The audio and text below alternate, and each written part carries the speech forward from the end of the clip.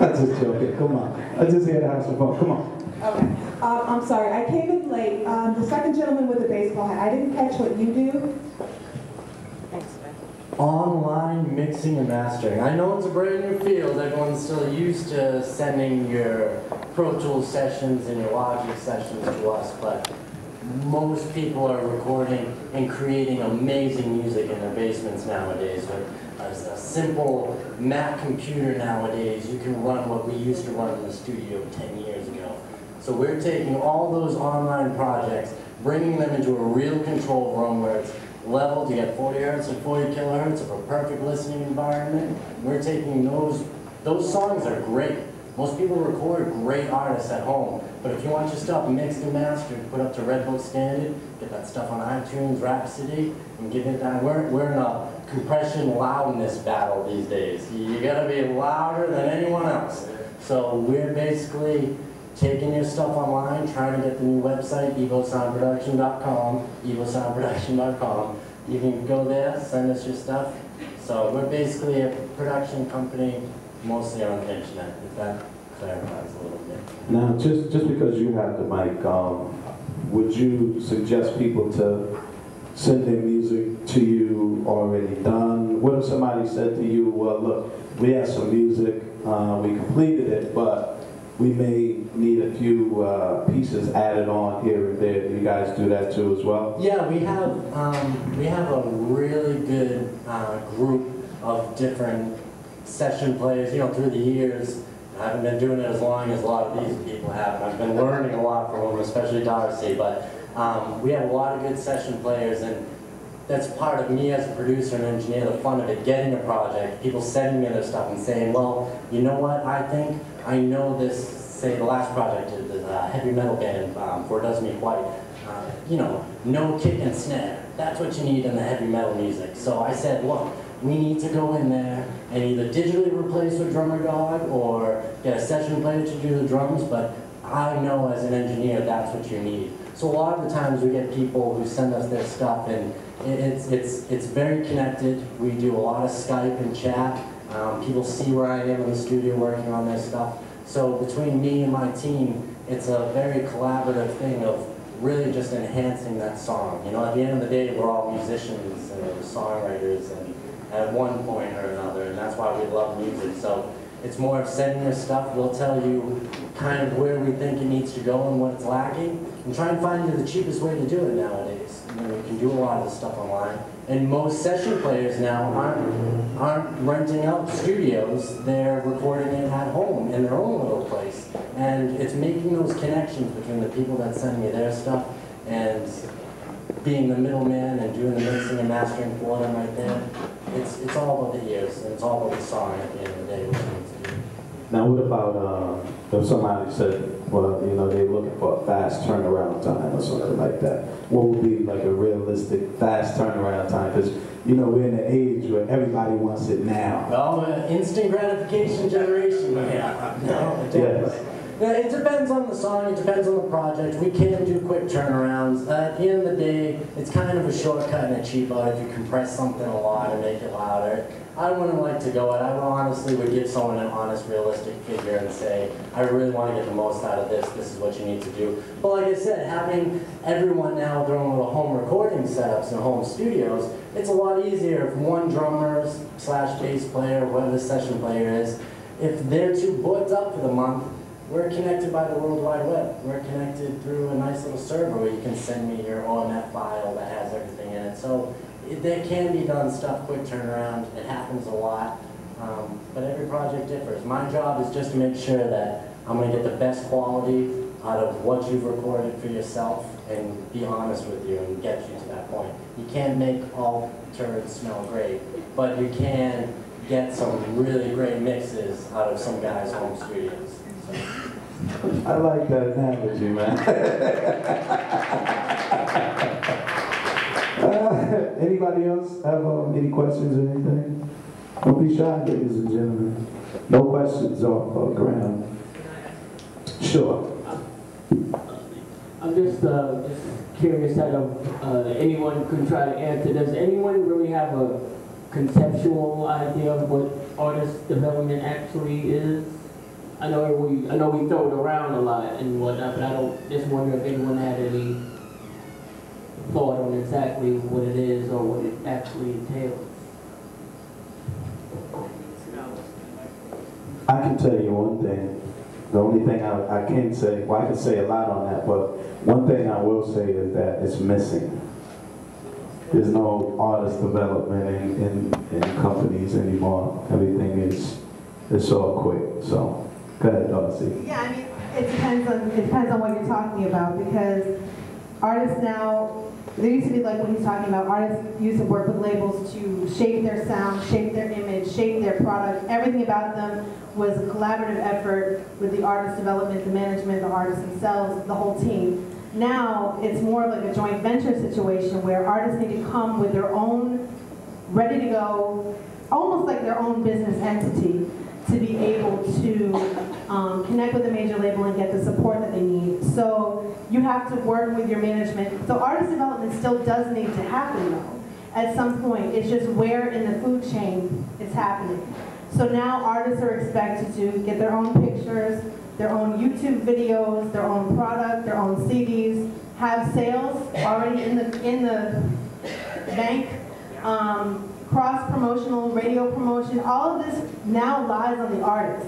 So the artist as a whole, and that doesn't mean the actual performing artist, but the artist and their camp is when I'm using the term artist, is responsible for building that business and making that brand viable to partner with a label, a major label. Now, obviously, boutique labels are going to maybe work more in the development stage, but if you're looking for a major partnership with something like Universal or Warner Brothers, you're going to be needing to come with all of that ready to go, or at least, even if it's not all ready to go, have the plan so tight and prove how many fans you have.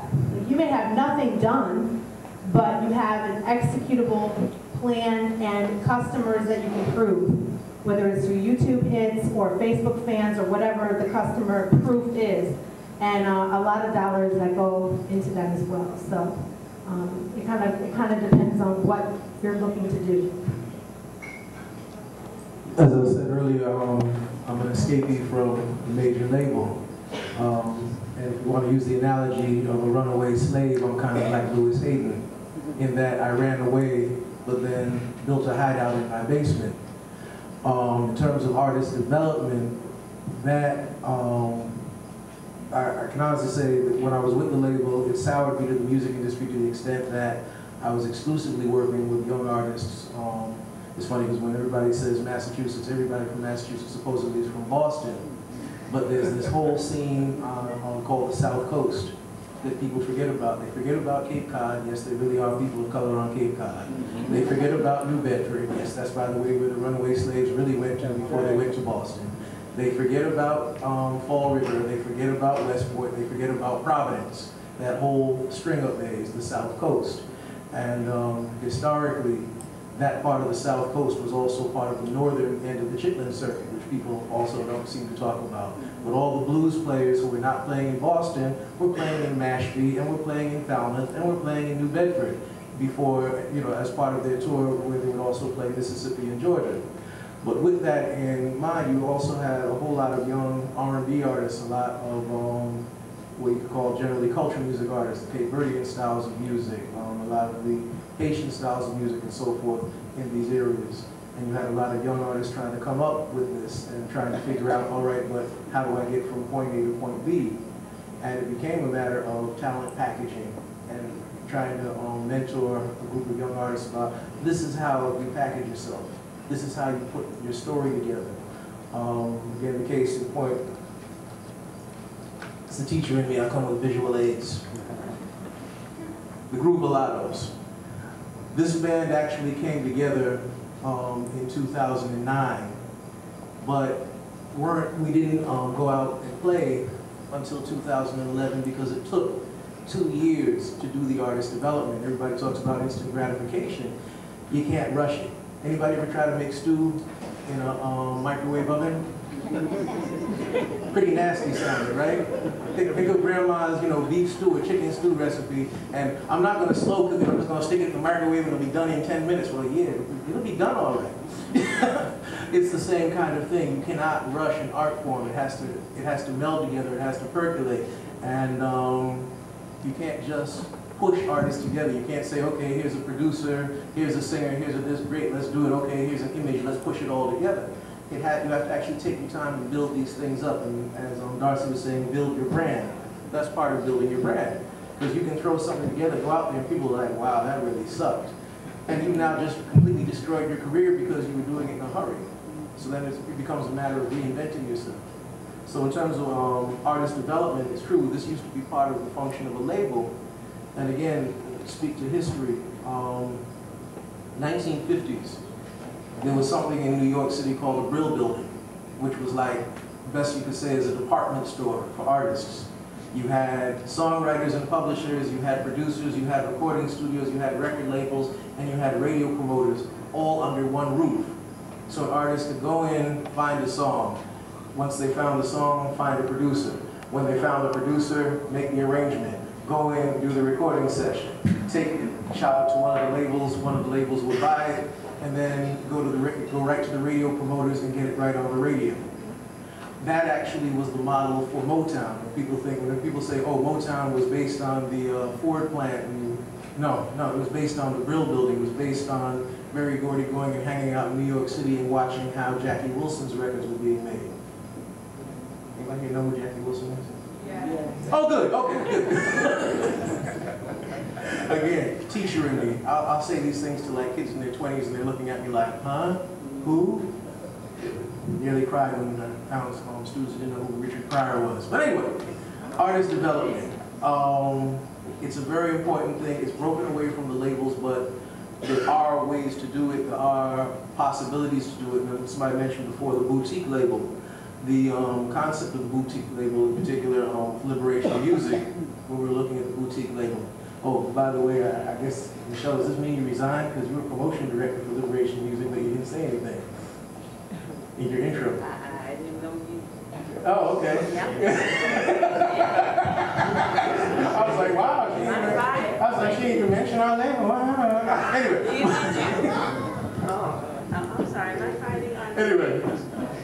No, but putting together your boutique labels. Liberation Music came together basically as a conglomerate of artists who decided we were all going to help each other develop and help each other come out and help each other promote our music. It was basically a cooperative effort. So Liberation Music is Massachusetts, Liberation Music is New York, it's Atlanta, it's California, because also the United Front. The internet has given us this false security that we can just come out by ourselves and as a one-person unit just come out and do everything. It still doesn't work that way. It's still grassroots, still requires some level of development, but it is a wonderful tool. Now, when you say, you touched on something that was kind of key, when you said that, you have something that, as far as an artist, a lot of artists, they'll make a CD, and then once they make a CD, they'll come out with a song or a single or something like that, and then expect next day that it's going to hit, it's going to be a top charter. What do you think are some of the tools that they as artists should put behind that in order to see it fit being independent artists? Well, first thing, I observed this was actually based on a research project.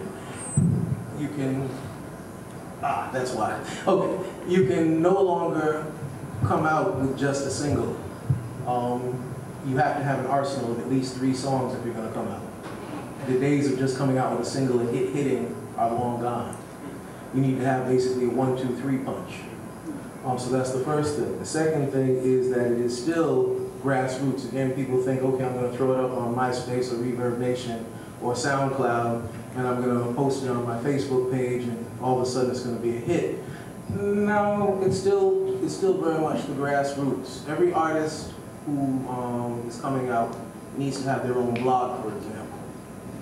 And that's one way to hit it. Every artist coming out needs a Twitter. Every artist coming out needs a MySpace. Every artist coming out, and then what you need to do is constantly try to drive people to it. You're basically your own side. I remember the old-fashioned carnivals that had a barker out in front steering the audience in? Come see the bearded lady with 5 legs and whatnot. Those things. Well, you still have to have somebody who can say, come see the bearded lady with 5 legs. You still need to drive people to that page. You still need to drive people to that product. And you still need to do it on a grassroots level. I mean, Clear Channel Communication, let's face it, is taking over commercial radio. So you can't really go to the commercial radio unless you've already bought your rotations from Clear Channel. However, you can still go to college radio. You can still go to pirate radio. Spend a couple of days and go through Blog Talk Radio and see how many shows on Blog Talk Radio deal with your kind of music and your kind of artistry. So it's still very much a grassroots push. Thank you. What I wanted to say is, in April 2011, I went to an A&R conference, also producer, and one thing that the record labels were saying is that they need more help with internships. And I believe in mentoring and internships, because at WILD, thank God for them, they're the ones who taught me how to do proper street promotions, how to greet people, how to talk to people. And if record labels are looking for people, if you can offer yourself for like one day and say, hey, I want to learn. I don't want to get with you, but I do want to learn how to do my own record label, certain things, and the people that you can meet, and especially in the studio, how to run the studio properly. So once a week, show that you're whatever, and you may never know the help that you may get. I just wanted to add, I guess this is a point where I get to sell myself. So I do PR work, which is public relations. I also do promotions and marketing independently. I work for Arista Records, I work for RCA Records, Palm Tree Records, I work for Power 105 in New York City. I actually started with an internship at WILD. That's interesting, Michelle. Wow, I didn't know that. But Now, just before you go on, for some people that may not know, what's an internship? An internship is basically working for free, but don't get it twisted. There's no, like a lot of people think that just because you're an intern, you're going to be fetching coffee. I didn't do that. I worked for a music director. My job was to file records. Records would come in and I would put them, where they needed to go, answer phone calls. And what happened with me was when the celebrities would come in town, like Keith Sweat and Janet Jackson,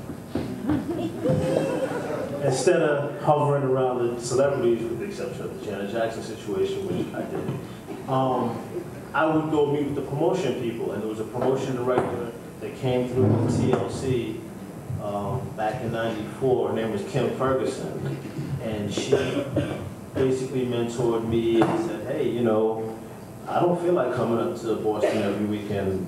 Why don't you learn how to, go to the record stores, this, that, and the third. One thing led to another, and I got a job. So I've had a lot of experience. I say all that to say this.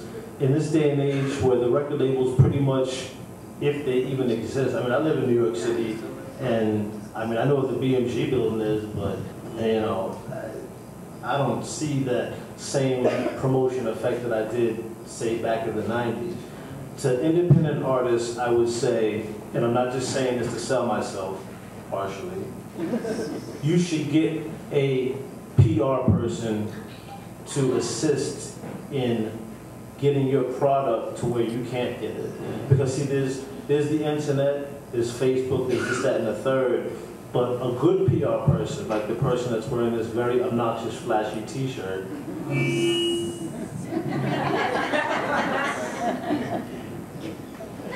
again, drawing attention to myself, that's what I do. My job is to go out across the country and make sure that radio stations, club promoters, a variety of different people know what it is that I'm doing and what it is that I'm promoting. So you need kind of somebody in your camp that knows how to do it 90s, 80s style, knows how to get to those radio stations, knows how to get to, because college radio in most markets is the way to go. Commercial radio, I worked for Power 105, and most people that had their records played in New York City 30 times an hour were doing it because they were paying $30,000 and better. And that's just the way that it is. But you get a person that really knows that aspect of marketing and promotion, and you can get your foot in the door and do it just as well as if you were signed to a major label. So my experience is available.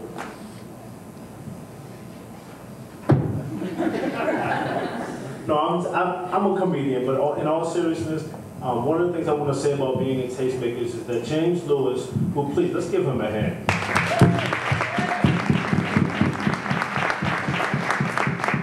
This is a brother that inspired me to do, a lot of marketing and promotion and be humble about it.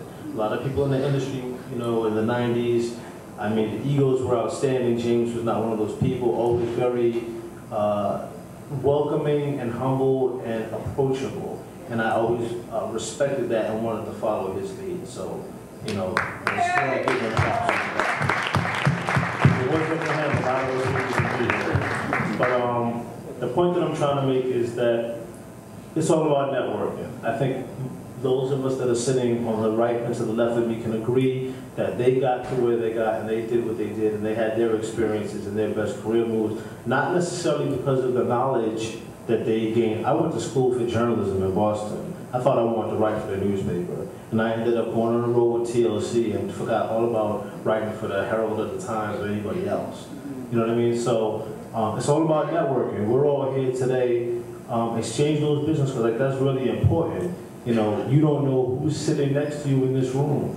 You don't know who's able to do what for you. And I came here to learn from everybody here in front of me, not just to pass out business cards. So, it's all about interacting, building relationships, and having consistent and lasting relationships so that if person A that you met 2 years ago is shooting a film and you're an aspiring actor or a singer that wants to put a song into a soundtrack, you just might be able to make that happen. So these lovely business cards with these equally obnoxious colors with 2012 calendars are here for everybody.